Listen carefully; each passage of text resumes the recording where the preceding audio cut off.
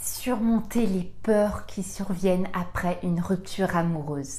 Bonjour à toutes et à tous et bienvenue sur ma chaîne Esther Valentin, votre coach spécialisé en vie sentimentale. Et aujourd'hui, je vais vous parler de la rupture amoureuse et plus précisément des peurs qui arrivent avec la rupture et l'après-rupture. Il y en aura toujours. Donc, c'est une partie importante de la rupture et de la reconstruction après une rupture amoureuse. Il faut comprendre vraiment que la rupture, c'est un bouleversement même intense dans une vie. C'est un gros chamboulement. On avait là des petits repères, des manières de faire, etc. Et ça s'arrête. Et en plus de tout ça, on a un ego qui est blessé parce qu'on va avoir ce sentiment de rejet, parce qu'on oublie que c'est la relation qui a été quittée, et on va, et c'est automatique et très humain, se dire que c'est nous qu'on ne veut plus. Et tout ça, ça va, bim, dans cette brisure de confiance en soi, ça va développer des peurs, automatiquement. Et donc, quand ça brise notre ego, ça brise notre image de nous-mêmes, ça va déclencher toutes ces nombreuses peurs dont on va parler et qui vont être à surmonter. Dans cette peur, on va retrouver par exemple la peur d'être et de rester seul. On va avoir l'impression qu'on ne retrouvera jamais personne. On va avoir l'impression, parce qu'on ne peut pas encore y penser, mais ça on va le voir ensemble. Cette peur ça y est, si je ne suis pas dans cette relation, je vais être seule. La peur de manquer son unique occasion de vivre une relation amoureuse. Non mais je suis sûre que c'était la bonne personne. Là si j'y arrive pas maintenant, voilà, j'ai perdu mon unique occasion. Je ne vais pas vivre le grand amour durable. On va avoir la peur de ne pas se suffire à soi-même, la peur de ne pas se combler. On ne se sent plus entier. On a l'impression qu'en perdant l'autre, on perd une partie de soi et qu'on n'est pas entier et donc on ne va pas se suffire. On va aussi avoir la peur de ne pas être aimable de nouveau. On a la peur d'être abandonnable à vie. On va avoir aussi la peur de ne plus pouvoir faire confiance, qui peut arriver. Si là ça m'est arrivé, peut-être que j'ai été trahie, peut-être que j'ai été quittée du jour au lendemain, la peur de ne plus pouvoir faire confiance ni en une autre personne, ni en l'amour. On peut aussi avoir la peur de rester dans cet état émotionnel. Ça c'est une peur que je retrouve souvent, mais là je souffre et je n'entrevois pas les choses sans cette souffrance. Donc je vais penser que ce que je ressens là tout de suite, je n'arrive pas à m'imaginer sans cette souffrance. Donc vu que j'arrive pas à m'imaginer, je vais rester comme ça et ça me fait peur et blablabla. Voilà comment je développe la peur. Toutes ces peurs, si je vous les cite, et certainement qu'il y en a d'autres, elles surviennent sur un état émotionnel actuel. Vraiment, je vous rassure. Les peurs sont là ponctuellement, elles sont là provisoirement, elles existent à travers votre état émotionnel du moment. Et ce moment, ces émotions que vous ressentez, ils ne sont jamais définitifs. Juste laissez glisser cette petite phrase en vous. Ce que je ressens, ce moment et les émotions de ce moment que je vis n'est jamais définitif. C'est un moment ponctuel à traverser.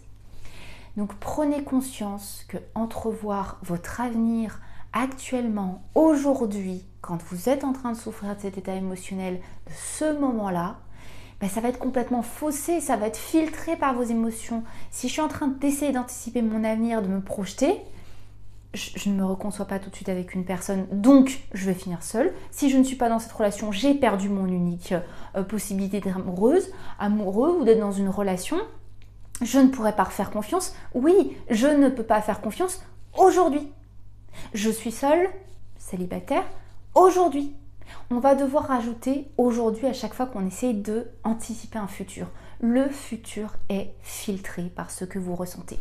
Vous connaissez ce fameux conseil, peut-être pas, on vous dit de ne jamais prendre de grandes décisions quand vous êtes trop heureux, de ne pas parler sous la colère, en tout cas de juste ne pas faire de choix et de prendre de décisions sous un état émotionnel. Pourquoi ? Parce qu'un état émotionnel c'est ponctuel et parce qu'il vous induit en erreur, en tout cas il vous influence. Donc concevoir votre futur tout de suite là maintenant, ça va être faussé. Vous avez un état émotionnel qui fait complètement barrière à une réalité. Il faut en prendre conscience, c'est pour ça que je vous en parle. La deuxième chose, donc, ça va être de ne pas chercher à imaginer donc votre avenir pour le moment, parce que vos projets, entre autres, vont vous sembler impossibles, irréalisables. Mais je vais vous demander paradoxalement de quand même commencer à renouer avec des projets dans les autres domaines de vie. Ça veut dire que ce soit dans votre vie sociale, dans votre vie professionnelle, votre vie personnelle, vos activités perso, il va falloir commencer à se dire, mais écoute, là, si je me répète constamment que c'est un moment provisoire de ma vie, utilisons ce moment provisoire pour s'activer dans les autres domaines de vie. Et on ne va pas hésiter à le faire un jour après l'autre, parce qu'à certains stades de la rupture, plus elle est fraîche, plus on va sentir qu'on est épuisé, on a notre état émotionnel à gérer, notre processus de deuil qui se lance, et là on ne se sent pas, donc on va devoir se bouger un petit peu, commencer des projets dans les autres domaines de vie, mais réalisables. Donc si il faut se mettre des objectifs un jour après l'autre pendant un temps, et ben on le fait un jour après l'autre, puis vous verrez que naturellement on pourra développer des projets à une semaine, à un mois, et on commencera à pouvoir revoir sur du long terme. On ne peut pas voir sur du long terme tout de suite. Donc on va devoir et s'écouter et se bouger un petit peu en même temps. Vous allez devoir nourrir la croyance et l'espoir qui est justifié là. Il est juste cet espoir, elle est juste cette croyance que vous allez aller mieux et que vous allez évincer toutes ces peurs. Rendez ce moment ponctuel. Oui, je le vis à fond, oui, je ne suis pas bien, mais j'ai le droit et le devoir de croire qu'on ne reste jamais comme ça, toute une vie. Ça va être un temps. Oui, les secondes semblent longues quand on souffre et qu'on a peur, mais ça ne sera pas toujours comme ça. Je commence à croire ce que me dit Esther. Là, je laisse entrer en moi et je me le dis, ça va aller de mieux en mieux.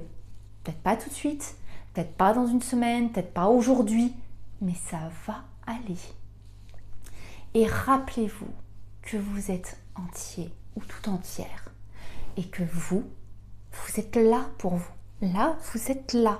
Donc, les peurs, c'est une anticipation d'un futur fait à base de la douleur du moment, faite sur l'événement passé qui vous fait souffrir. D'accord ? Vous, par contre, dans toute cette histoire, vous êtes là, tout entier, tout entière. Et donc, vous pourrez toujours compter sur vous. Ça va se faire. Et les peurs, dans pas très longtemps, vous les aurez évincées de votre vie, je vous assure. Donc n'hésitez pas, dans la petite barre de description juste en dessous de ma vidéo, je vous ai mis le e-book sur la reconstruction après une rupture. Et pour pousser le travail plus loin, j'ai construit une formation qui vous accompagne dans la reconstruction après la rupture amoureuse. Je vous invite sur mon site Esther Valentin Coaching et j'ai fait une page formation où vous pourrez y accéder. Elle est vraiment accessible à tous pour vous accompagner dans cette période douloureuse et vous allez voir, hein, les peurs après la rupture, dans pas longtemps, on n'en parle plus. Allez-y, faites-vous confiance. Si cette vidéo vous a plu, n'hésitez pas à la liker. Puis dans tous les cas, vous savez très bien que moi, je vous revois très vite à l'occasion d'une prochaine vidéo. Donc je vous dis à très très vite. Bye bye.